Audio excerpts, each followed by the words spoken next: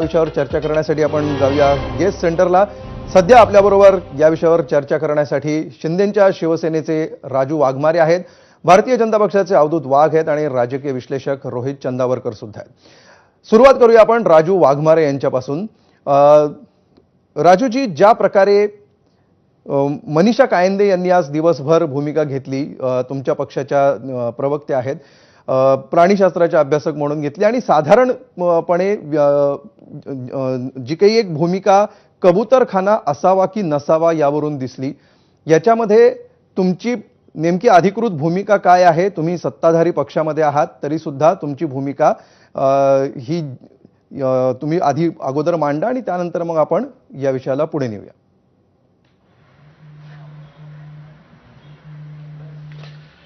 नाही, प्रसन्नाजी, आमच्या आमदार आदरणीय मनीषा कायंदेजींनी जी भूमिका मांडलेली आहे की कबुतरांपासून आपल्याला होणारा त्रास, वेगवेगळे आजार, ई कोलाई बॅक्टेरिया पासून तर तुमच्या लंग्स चोकअप होण्यापासून तुमच्या जे ड्रॉपलेट्स त्याच्यामुळे होतात, त्याच्यामुळे कदाचित मेनिंजायटिस सारखे आजारही होतात। आता मध्येच आपण सफर झालेलो होतो करोना सारख्या भयंकर आजाराने, आणि करोना सारखा आजार हा शेवटी लंग्सशी निगडीत आहे आणि कबुतरांच्या ड्रॉपिंगमुळे लंग्सवर जो परिणाम होतो, श्वसनावर जो परिणाम होतो, श्वसनाच्या सगळे जे अवयव आहेत त्याच्यावर परिणाम होतो। आणि या सगळ्याच्या गोष्टीचा अभ्यास करून त्यांनी हे सांगितलेलं की कबुतरांचा जो वाढता वावर आपण शहराच्या मध्यभागी किंवा जिथे जिथे लोकवस्ती आहे तिकडे आपण करतो, तर त्याच्यामुळे त्रास हा होतोच आहे आणि याच्यावर संशोधनही झालेलं आहे। आणि हा जो त्रास आहे, हा त्रास कोणत्याही परिस्थितीत कमी झाला पाहिजे। त्याच्यासाठी आपण एका बाजूला असं म्हणत नाही की कबुतरांना आपण तिथे ठेवायचं नाही किंवा कबुतरं मारून टाकायची किंवा कबुतरं दुसरीकडे न्यायची। प्राणी मात्रावर दया करणं हा आपल्या संस्कृतीचा भाग आहे। राजू वाघमारेजी, यातली टेक्निकल भूमिका तुम्ही तर मांडलेली आहेच, मात्र आता ह्याच्या पुढे जाऊन माझा प्रश्न असा आहे की ज्या प्रकारे अशा प्रकारची आंदोलनं हाताळली गेली पाहिजेत, तशाच प्रकारे तितक्याच समन्यायी पद्धतीने आजचं आंदोलन हाताळलं गेलं की याच्यामध्ये काही फरक दिसला तुम्हाला?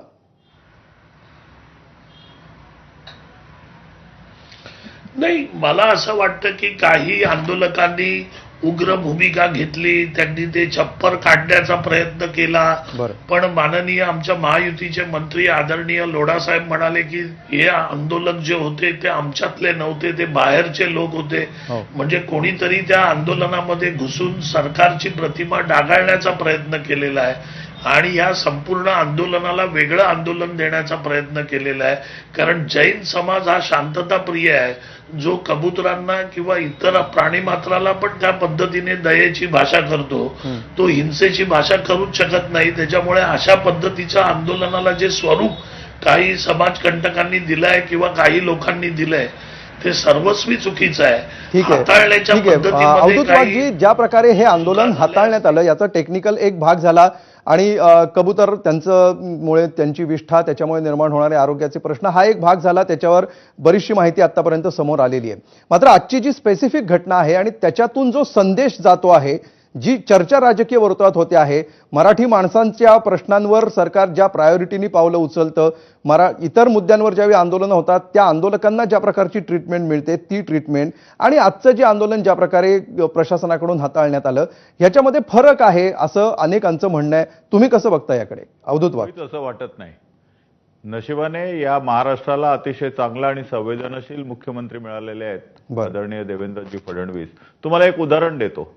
काल वरळी डोममध्ये महाराष्ट्राच्या चित्रपट महोत्सवासाठी पारितोषिक वितरण समारंभ होता आणि त्यामध्ये काही कार्यकर्त्यांनी एक छत्रपती शिवाजी महाराज यांच्यावर एक चित्रपट येतो आहे त्याच्यावर काही प्रदर्शनं केली।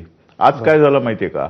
महाराष्ट्रातल्या एका सेक्रेटरीने केंद्रातल्या सेक्रेटरीला एक पत्र लिहिलं आणि ताबडतोब तो विषय चर्चेला घेऊन हा जो केंद्रीय सेन्सॉर बोर्डाने जो प्रमाणपत्र दिलेलं आहे त्याची फेर तपासणी करण्याची विनंती केली. म्हणजे काल झाला तो विषय खलिद का शिवाजी आणि आज ताबडतोब मुख्यमंत्र्यांनी चक्र फिरवली आणि केंद्राला पत्र लिहिलं. तर तुम्ही असं कसं म्हणू शकता की या फक्त कबुतराच्या प्रश्नाबद्दल ताबडतोब निर्णय मुख्यमंत्र्यांनी घेतला?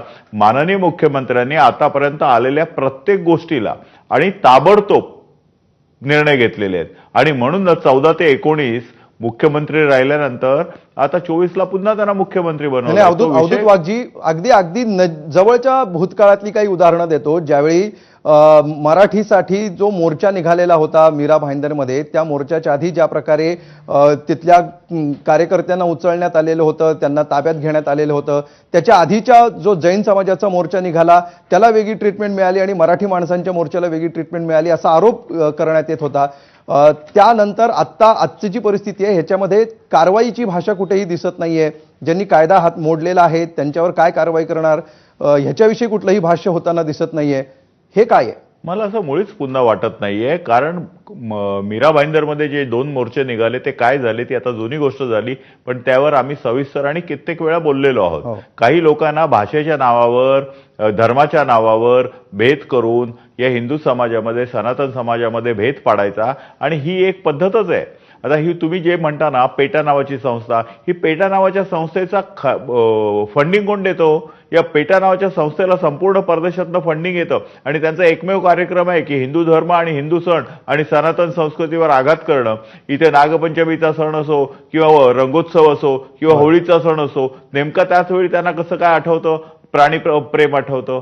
आता मगाशी कोणतरी बोललं की हा कबुतरांचा प्रश्न नाहीये. सनातन धर्म किंवा हिंदू धर्म फक्त कबुतरांवर प्रेम करणारा नाहीये, समस्त प्राणी मात्रांवर प्रेम करणारा आहे. निश्चितपणे, परंतु त्याचबरोबर मुद्दा हा आहे अर्ध्या मिनिटात मात्र सध्या जो आपण विषय घेतलेला आहे त्याच्याकडे मी पुन्हा एकदा ही चर्चा घेऊन जाऊ इच्छितो. रोहित चंदावरकरांकडे आपण जाऊया.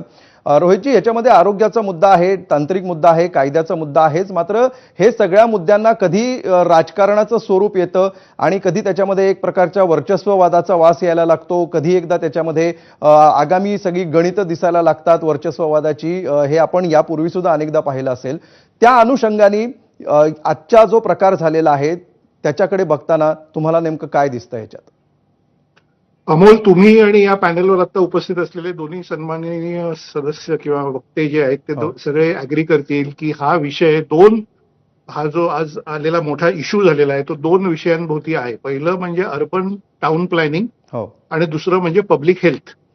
मला असं वाटतं की अर्बन टाउन प्लॅनिंग आणि पब्लिक हेल्थ या 2 विषयांमध्ये राजकारण जर आणलं नाही तर जनतेसाठी बरं होईल, सरकारसाठी बरं होईल, विरोधी पक्षांसाठी बरं होईल, आपल्या सगळ्यांसाठी बरं होईल. त्यामुळे त्याच्यात राजकारणापासून स्वतंत्र असा हा विषय ठेवून आपण बोलू. हे एकदा लक्षात आल्यावर पुढचा पॉईंट असा येतो की ही जी समस्या आहे की मी तुम्हाला साधं सांगतो की मी इकॉनॉमिक टाइम्समध्ये असताना राजकारणाव्यतिरिक्त पॉलिटिकल एडिटर म्हणून Mumbai infrastructure, Mumbai town planning वगैरे याच्यावरही खूप लिहित असे, त्याचा अभ्यास करत असे आणि त्यातल्या तज्ज्ञांना भेटत असे. त्यांच्या सगळ्यांचं म्हणणं असं होतं की मुंबईतल्या बहुसंख्य समस्या, आणि मला वाटतं की ही समस्या सुद्धा आता त्यात येते, ही नको तितके डेन्सिफिकेशन मुंबईचं जे झालेलं आहे त्याच्यामुळे आलेली आहे. त्यामुळे हा विषय डेन्सिफिकेशन सोडवणं या दृष्टीने महाराष्ट्र सरकार किंवा नगर विकास खाते किंवा अन्य महापालिका वगैरे ज्या काही सरकारी यंत्रणा आहेत त्यांनी सगळ्यांनी बघितला पाहिजे. ते बघत असतील याची मला खात्री आहे. पुढचा पॉईंट असा की बघा, काही भागातले कबुतरखाने बंद झाले गेल्या काही वर्षात आणि पक्षी हे मायग्रेटरी असतात छोट्या स्केलवर किंवा मोठ्या स्केलवर. ते माणसांसारखं एकाच ठिकाणी 10-10, 15-15 वर्ष राहत नाहीत. त्यांना जिथे अन्न मिळेल त्या दिशेने ते जातात. तर ज्या ठिकाणचे कबुतरखाने बंद झाले तिकडचे सगळे कबुतर ही दादरच्या कबुतरखान्यावर गेल्या 5-7 वर्षात एकवटली आहेत. त्याच्यामुळे डेन्सिफिकेशन प्रचंड होऊन त्याच्यातून ही समस्या झाली आहे, असं हे जैन तिथले जे काही लोक आहेत, जे अभ्यासक आहेत, प्राणीप्रेमी आहेत, कबूतरप्रेमी आहेत, ते सुद्धा म्हणतायत आणि इतर अभ्यासक सुद्धा म्हणतायत. मला असं वाटतं की त्याच्यातून होणारा रोग, त्याच्यातून होणारा संसर्ग, इन्फेक्शन वगैरे टाळायचं असेल तर ह्याचा मार्ग असा आहे की हे डेन्सिफिकेशन विरळ केलं पाहिजे. अति गर्दी कुठली माणसांची असो अन्य कोणाची असो ती एका ठिकाणी झाली तर ती स्प्रेड आउट करणं ही याच्यावरची समस्या असू शकते. त्याच्यातनं सुवर्ण मध्य साधता येईल असं माझं मत आहे पत्रकार म्हणून, आणि त्या चॅनल म्हणून एबीपी माझाचंही तसं मत असेल याची मला खात्री आहे. शेवटचा पॉईंट की हे करत असताना दोन्ही बाजूंचं म्हणणं लॉजिकल आहे, योग्य आहे. दोन्ही बाजूंनी बघितलं तर पब्लिक इंटरेस्ट किंवा प्राण्यांचे इंटरेस्ट, पक्ष्यांचे इंटरेस्ट यातच ते आहे. तर मला असं वाटतं सुवर्ण मध्य असा आहे की ह्याच्यावरचा कुठलाही ऍक्शन, कुठली कारवाई ही एकदम एका दिवसात अचानक न करता ती स्प्रेड आउट केली पाहिजे. म्हणजे ती 1-2 महिने, 4 महिन्याचा कालावधी घेऊन हळूहळू केली पाहिजे. संसर्ग जो होतोय तो काय 24 तासात होतोय आणि लगेचच माणूस जातोय किंवा काय होतोय असं नाहीये. ही हळूहळू होणारी प्रोसेस आहे. ती जर तुम्हाला रिव्हर्स करायची असेल, ती जर आरोग्याच्या दृष्टीने पावलं टाकायची असतील, तर आधी त्या परिसरात, अन्य परिसरात किंवा स्प्रेड आउट एरियामध्ये कबुतरांसाठी अन्य ठिकाणं ओपन करणे आणि बरं. ते पक्षी हे आपल्यापेक्षा त्यांना तो सेन्स जास्त असतो. ते जिथे अन्न किंवा खाद्य, पाणी याच्या ठिकाणी ते जातात असं अभ्यासकांचं मत आहे. त्याच्यामुळे ही गर्दी स्प्रेड आउट करणं माणसांची सुद्धा आणि प्राण्यांची सुद्धा हे याच्यावरचं सोल्युशन असू शकतं आणि हा विषय राजकारणापासून दूर ठेवला पाहिजे असं मला अगदी ठामपणे वाटतं. अमोल. ठीक. किशोर तिवारी आपल्या बरोबर आहेत, ठाकरेंच्या शिवसेनेचे प्रवक्ते आहेत. किशोरजी, ज्या प्रकारे आजचं आंदोलन झालं याच्यातला अनेक मुद्दे आहेत जैन समाजाचे, ज्याच्यावर काल सुद्धा आपण चर्चा केलेली होती. मग तो हत्तीचा असेल, मासळी बाजाराचा असेल, मंदिराचा असेल, अनेक मुद्दे आहेत. पण आज ज्या प्रकारे